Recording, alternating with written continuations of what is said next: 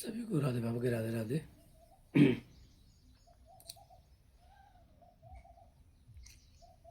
ज़्यादातर लोग भक्ति किस चीज़ की करते हैं। कल एक संत लोग आए थे मिलने के लिए, तो चर्चा हुई, तो वो वीडियो नहीं बनवाते थे, लेकिन कुछ चर्चा अच्छी हुई तो हमने सोचा कि उन्हीं बात को तुम तक पहुंचाया जाए कि उनसे चर्चा क्या हुई थी। अगर वीडियो बनता तो ज़्यादा अच्छा रहता। कुछ लोग आते ना, जो कहते कि हम वीडियो नहीं, हम लोग वीडियो बनवाते, वीडियो नहीं बनवाएंगे, तो वीडियो नहीं बनाते। लेकिन वही है कि उस सत्संग को, उस चर्चा को अगर रिकॉर्ड कर लिया जाए तो सबके लिए हो जाए। अभी उस भाव से नहीं है तो फिर वो परित का नहीं समझ पाते। कई बार कहा कि कुछ लोग परित के लिए भी चर्चा करते हैं, कुछ लोग अपने के लिए करते हैं, तो वो अभी अपने के लिए चर्चा कर रहे हैं।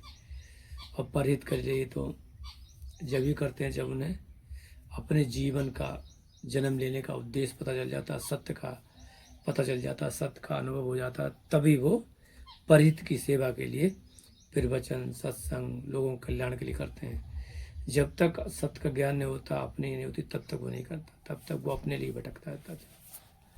तो जैसे वो आए तो कुछ बात उन्होंने कही, तो हमने सीधे उनसे यही बात कहा कि आप अभी शरीर की भक्ति कर रहे हो, हम सभी लोग शरीर की भक्ति करते रहे और शरीर की भक्ति ही कर रहे हैं। तो हमने कहा कि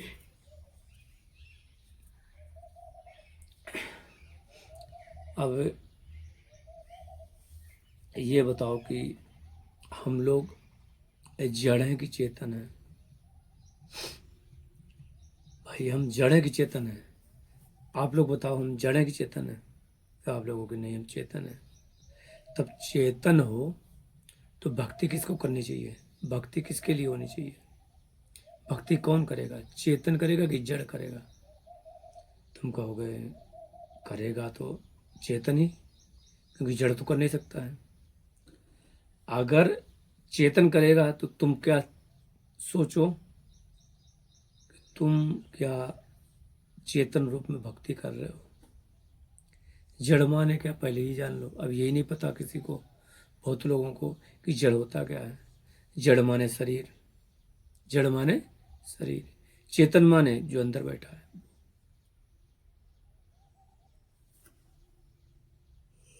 आधा तो हम लोग किससे करते हैं भक्ति? जड़ से। किसके लिए? चेतन के लिए। उन्होंने एक बात कहा कि नहीं नहीं, ऐसा होता कि जड़ से चेतन तक की यात्रा। तो हमने कि तुम पहले ही मान बैठे अपने को जड़। सवाल ही गलत हो गया।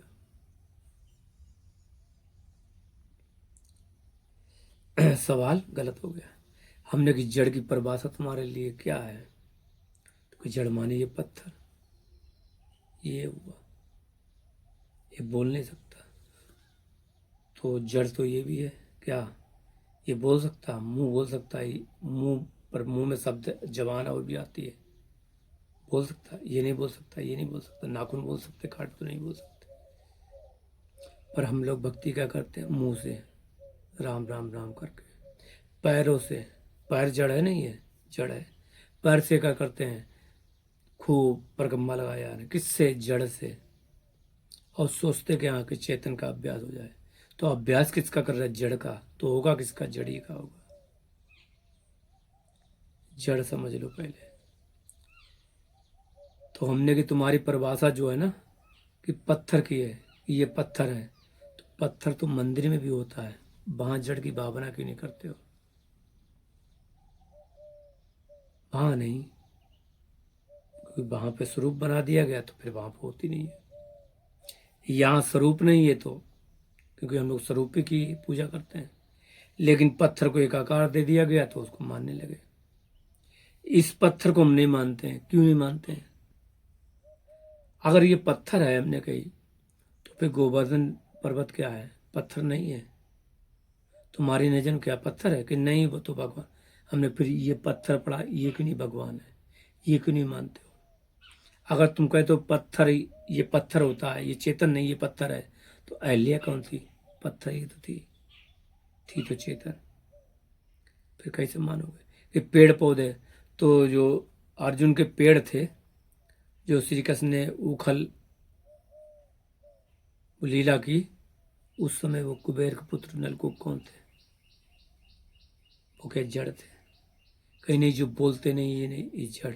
तो तुम्हारी परिभाषा एक गलत है। एक बोले सर्वम खलविदम, इतना तो हम संस्कृत नहीं जानते, गलत सलत हो तो क्षमा कर देना। उन्होंने कहा हम जो नहीं जानते हम ज़्यादा बोलते नहीं। हमने कि कह तो दिया सर्वम खलविदम, क्या उसका अभ्यास किया? लट्टू तोता तरह रट लिया कि सियाराम में सब जग जानी। अभ्यास किया। जान बहुत लोग जानते नहीं है, जो जानता वो मानता नहीं है, और मानता वो अभ्यास नहीं करता। और कहते क्या है? बस हमें मुक्ति हो जाए, इस झंझट से दूर हो जाए, और रहना जिस झंझटी में चाहते हैं। किससे? इस झंझट में।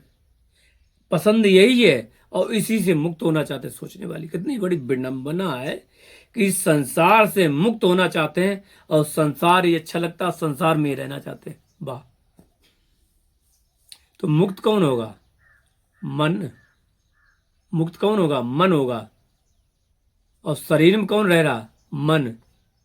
तो ये सॉरी, माफी चाहते, संसार में कौन रह रहा? मन तुम्हारा। रहना किसे चाहिए? शरीर को, क्योंकि संसार जड़ है तो ये भी जड़ है। ये शरीर संसार के लिए है, मन नहीं। मन को भगवान में रखना है। मन उसका अंश है, ईश्वर अंश जीव अविनाशी, तो उसको उससे जोड़े रहो। अभ्यास, हमने कहा कि नाम जपते हो, राम राम जपते हो, खूब जपते हो। अनंत जन्म हमारे हो चुके हैं। एक जन्म में तो राम बोला होगा, तो अनंत बार राम बोल दिया, हमारी मुक्ति क्यों नहीं? हम क्या पिकनिक मना रहे हैं यहाँ पे?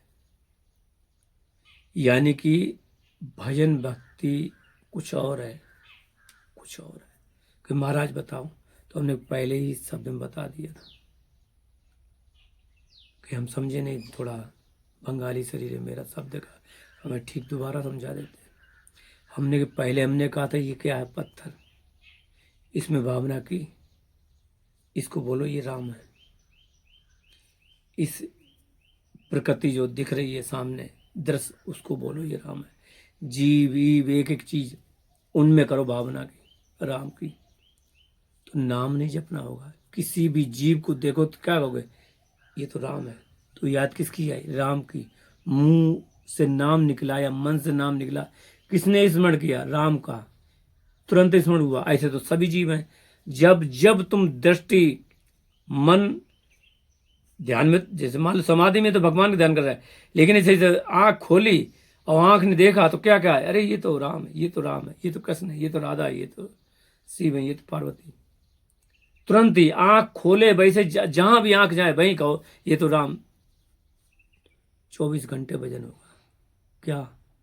राम का, भगवान का। हुआ? याद नहीं करना पड़ेगा, सिर्फ अभ्यास कर लो, तुरंत याद आ जाएगा। अभ्यास करने से, ये अभ्यास करना होता है। सियाराम में सब जगह भजन कहते हैं कि नाम जपो, ये गुरु ने वो सब गूढ़ कर दिया है। बहुत से संत जो सिद्ध हो जाते हैं वो बताते नहीं है असलियत बात। क्यों नहीं बताते? हम कई बार पहले प्रवचन में बताए थे कि वो गीता के अध्याय में सीधे लिखा है कि जिसको पता चल जाए, तीसरे अध्याय के 24 से लेकर 31 श्लोक में, जिसको पता चल जाए सत्य क्या है, उसको फिर खुद भी अनासक्त होकर वही काम करना चाहिए जो आसक्त होकर घोर संसारी करता वैसे ही, और उनको भी वैसे करे। क्योंकि अगर उन गुरु ने सत्य बता दिया, कोई रहा गूढ़ रहस्य बता दिया, तो ये संसार नष्ट हो जाएगा। क्यों? क्योंकि वो गुरु थोड़ी ना है, वो तो भगवान के अंश हो चुके हैं, भगवान में जाग चुका है, इसलिए वो सच्चाई भी नहीं बता सकते। क्यों? क्योंकि ये संसार को नष्ट नहीं कर सकते, कोई भी नहीं। और अगर जो कह रहा कि नहीं हम गुरु दीक्षा देंगे, हम निज मंत्र देंगे, हम ये करेंगे, वो अभी अज्ञानी है। क्योंकि दोगे किसे, दोगे किसे? वो तो तुम्हारा बाप ही है, वो तो तुम्हारा भाई है, तुम उसके गुरु थोड़ी ना, वो तो तुम्हारे बराबर ही है। वो अपने आप को त्रिगुण में सबको मान रहा है, आप भी मानते थे, अब आप नहीं मानते, वो मान रहा है। एक दिन वो भी नहीं मानेगा, लेकिन वो नहीं मानेगा और मानेगा, ये करवा कौन रहा है? और तुम उसको बता रहे हो ये चला कौन रहा है तो वही है कि। इसीलिए हमने उनसे कहा कि ऐसा कि सीधे रामचरित में धोआ है चौपाई कि भगवान शिव जी कहते हैं, महेश बोलते हैं कि पार्वती भगवान जिससे चाहे, जब चाहे, जैसा चाहे, जो चाहे कार्य करवा लेते हैं। इसके मतलब वो यहां बैठे हैं, कार्य करवाएंगे किससे? मन में देंगे, मन इस शरीर को अटक रहेगा, करेगा, तो करवा कौन रहा है? भगवान।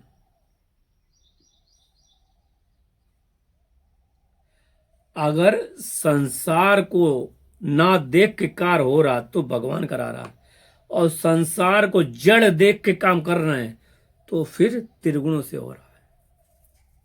जानना, दो चीज अलग अलग बातें हैं। यानी कि एक योग माया से काम होता है, एक माया से काम होता है। तो संसार को देख के काम हो रहा है, जो अगर देख रहे हैं चारों तरफ, हमने देखा, दृश्य देखा, उसको देख के प्रतिक्रिया आई और फिर हमने कार्य किया, तो वो त्रिगुण के अंदर आएगा, माया के अंदर आएगा। लेकिन अगर हमें किसी से मतलब भी नहीं, कोई नहीं है, और फिर कोई भावना आती ही आती, तो फिर वो योग माया से जाता है। क्योंकि अब हमें लेना देना कुछ रहा है नहीं, कहीं जाना रहा नहीं, कोई मतलब है ही नहीं। तो फिर जिस संत को कोई मतलब नहीं रहता, कहीं जाना नहीं रहता, फिर वो भगवान उसका शरीर चलाते हैं। कई बार सुना होगा, हकीकत बात यही है। महसूस भी होने लगता है अभ्यास से कि हाँ ये उन्हीं का कार्य है, ये त्रिगुण का कार्य है, ये उनका कार्य है। लेकिन तभी महसूस करोगे जब तुम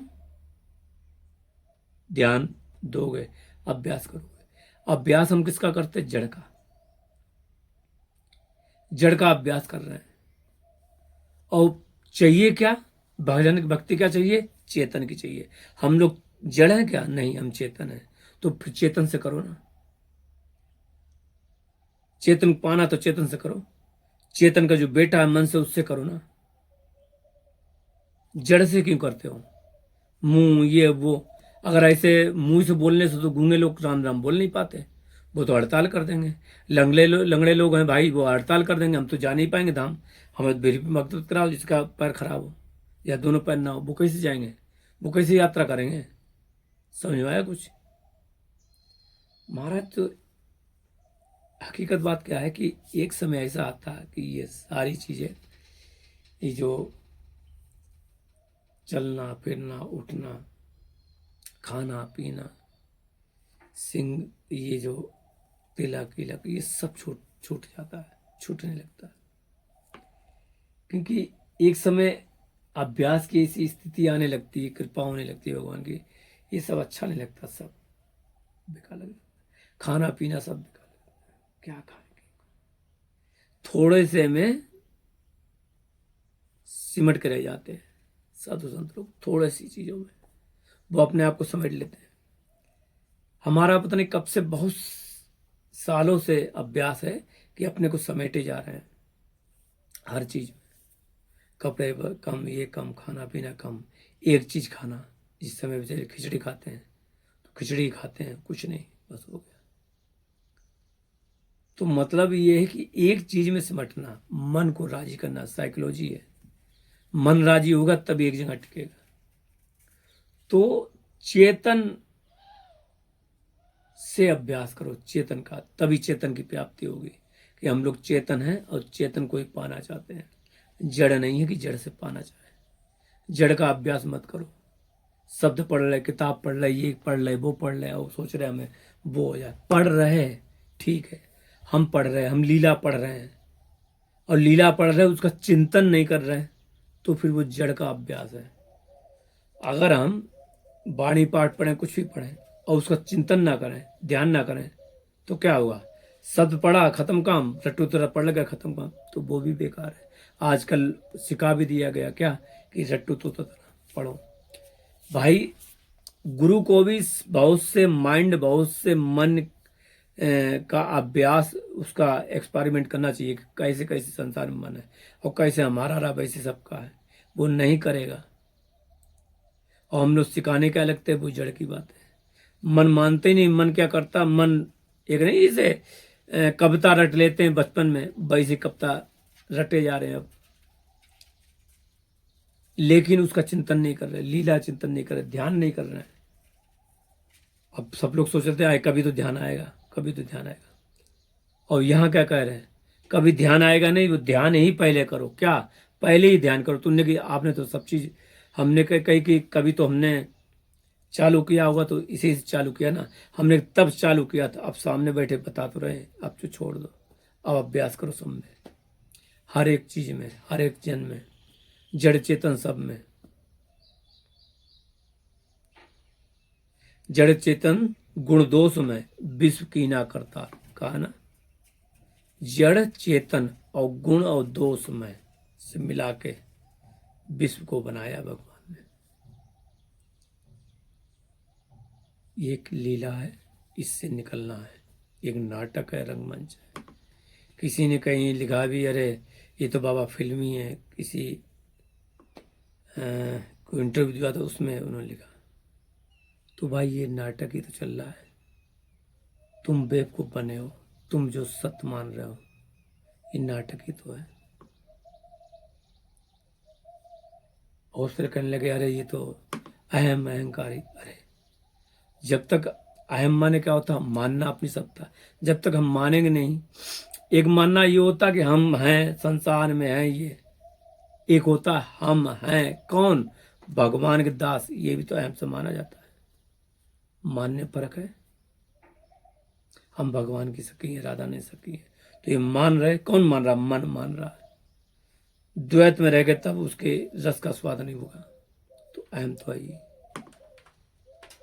अभी कहते ना, पोस्टमार्टम सही से हुआ नहीं बातों का, विचारों का। जब पोस्टमार्टम होता तो पता चल जाता कौन कहाँ है। तो पोस्टमार्टम होना बहुत जरूरी है। शब्दों से पता चल जाता किसी की स्थिति कहाँ है। तो ध्यान रखो कि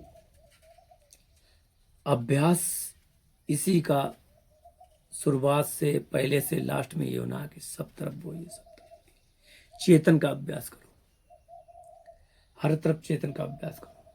पर लोग करना नहीं चाहते, जड़ का अभ्यास करते हैं। जड़ क्रिया का अभ्यास करेंगे, हाथों से पूजा करेंगे, हाथों से सब कुछ करेंगे, तो अभ्यास किसका कर रहे हैं? हाथों से पूजा का। तो अभ्यास किसका होगा? जड़ का। ये तो जड़ है ना, जड़ का अभ्यास कर रहे हैं। उसका तो अभ्यास कर ही नहीं रहे। जो चेतन है उसका अंश है। मन एव मनसना बन मुझ करना दिया हुआ ना। तो इसीलिए आज का सत्संग इतना है कि चेतन का अभ्यास चेतन से किया जाएगा, जड़ से नहीं। चेतन का अभ्यास चेतन से किया जाएगा, जड़ से नहीं। जड़ से करोगे तो कोई अनुभव नहीं होगा, चेतन से करोगे तो अनुभव बहुत जल्दी हो जाएगा। और संसार से मुक्त होना चाहते हो तो संसार में रस लेना छोड़ दो। संसार से मुक्त होना चाहते हो तो संसार से रस लेना छोड़ दो, वरना मुक्त नहीं हो पाओगे। तो सभी को